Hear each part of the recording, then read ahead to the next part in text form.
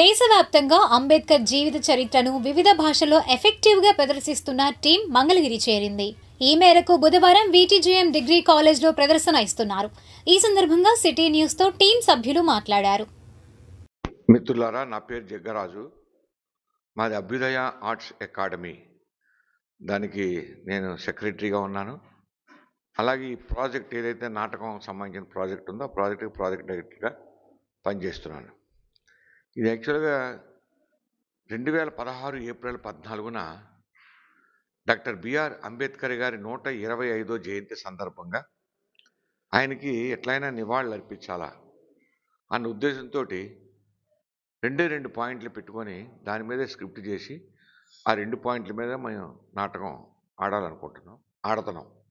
ఒకటి, ఆయన కొందరివాడు కాదు అందరివాడని చెప్పాలని. వాస్తవంగా ఆయన కొందరివాడిగా ఎస్సీ ఎస్టీ దళిత నాయకుడిగా, సోషల్ వెల్ఫేర్ డిపార్ట్మెంట్ నాయకుడిగా అభివర్ణిస్తున్నారు. అది కరెక్ట్ కాదు.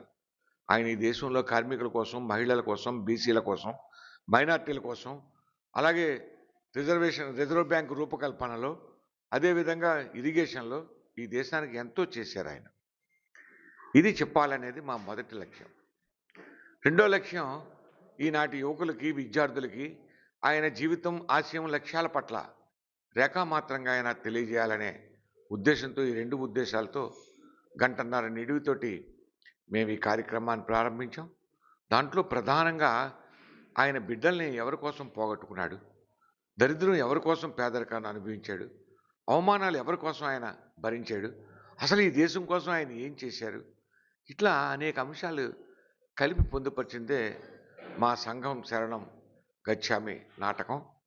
దీనికి రచన కె దేవేంద్ర, సంగీతం ఇస్మాయిల్ గోనాల్ గారు, అదేవిధంగా రవి కళ్యాణ్, దర్శకత్వం శివప్రసాద్ తూము. వాస్తవానికి ఇప్పటికీ మేము 789 ప్రదర్శనలు వేసి ఇప్పుడు 790వ ప్రదర్శన ఈరోజు ఇక్కడ ప్రదర్శిస్తున్నాం. ఎందుకు దీనికి ఇంత ఆదరణ ఉంది? ఈ తెలుగు రాష్ట్రాల్లోనే కాదు, హిందీ, కన్నడ, తమిళ్ ఈ 3 భాషల్లో కూడా ఇప్పుడు ఇది కన్నడంలో బాగా సూపర్ హిట్ అయ్యి ఇప్పుడు ఒక 50 ప్రోగ్రాంలకి వాళ్ళు ఆర్డర్ కూడా ఇచ్చారు. హిందీలో కూడా బాగా, ఇంకా తమిళం మేము ఆల్రెడీ తయారై ఉన్నాం. రేపు తమిళనాడు నెక్స్ట్ మంత్ తమిళనాడు ప్రోగ్రాంకి వెళ్ళబోతా ఉన్నాం. దీనికి సంబంధించిన జనస్పందన గురించి చెప్పాలంటే అద్భుతం, అమోఘం. ఒక్క మాటలో చెప్పాలంటే ఇంతవరకు నాటకరంగ చరిత్రలో నాటకం వేయించుకుంటున్నారు, వేయించిన వాళ్ళు డబ్బులు ఇస్తారు, టికెట్ పెడితే టికెట్ కొనుక్కొని వస్తున్నారు. కానీ నాటకం అయిపోయిన తర్వాత మేము జోలి పెడితే, డబ్బాలు పెడితే దాంట్లో క్యూ కట్టి ఆ డబ్బాల్లో డబ్బులు వేసిన సందర్భాలు ఎస్పెషల్లీ హిందీ, మహారాష్ట్రలో ఎక్కువగా మనం చూస్తాం. ఎక్కడైనా 10, 15 వేలు, 20 వేలు జనం నుంచి మాకు డబ్బాల్లో డబ్బులు వస్తున్నాయి. ఇప్పటికీ 20 లక్షల పైనే జనం నుంచి వచ్చిన డబ్బులే సమీకరించబడ్డది. ఇది మెయిన్ ఏంటంటే it is very highly technical play. Not only this, అంటే ఇది ఒక్కటే టెక్నికల్ ప్లే కాదు. మేము వేసే ప్రదర్శనలన్నీ ఈ జనమిచ్చిన డబ్బులతోటే మహాత్మా జ్యోతిరావు పూలే నాటకం తయారు చేసాం, ఈ జనమిచ్చిన డబ్బులతోటే వేమన నాటకం తయారు చేసాం, ఈ జనమిచ్చిన డబ్బులతోటే కందుకూరి వీరేశలింగం చేసాం.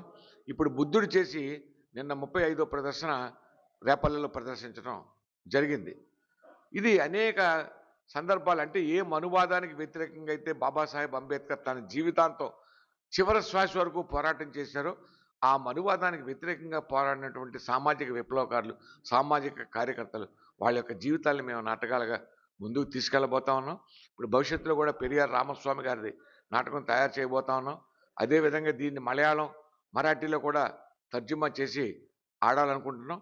ఇది దేశవ్యాప్తంగా జనం ఇచ్చినటువంటి స్పందనకి పరాకాష్ఠగా ఇది మొట్టమొదటిసారి మేము ఈ మంగళగిరి పట్టణంలో ప్రదర్శించటం. ఇంతవరకు మంగళగిరి పట్టణం రాలేదు. రేపు సాయంత్రం జరిగే ఈ కార్యక్రమం చూసిన తర్వాత మాకు ఖచ్చితంగా ఈ మండలంలో చాలా ప్రోగ్రామ్స్ ఆర్డర్ చేస్తారు అన్న విశ్వాసంతో మేము ఇక్కడికి వచ్చాం.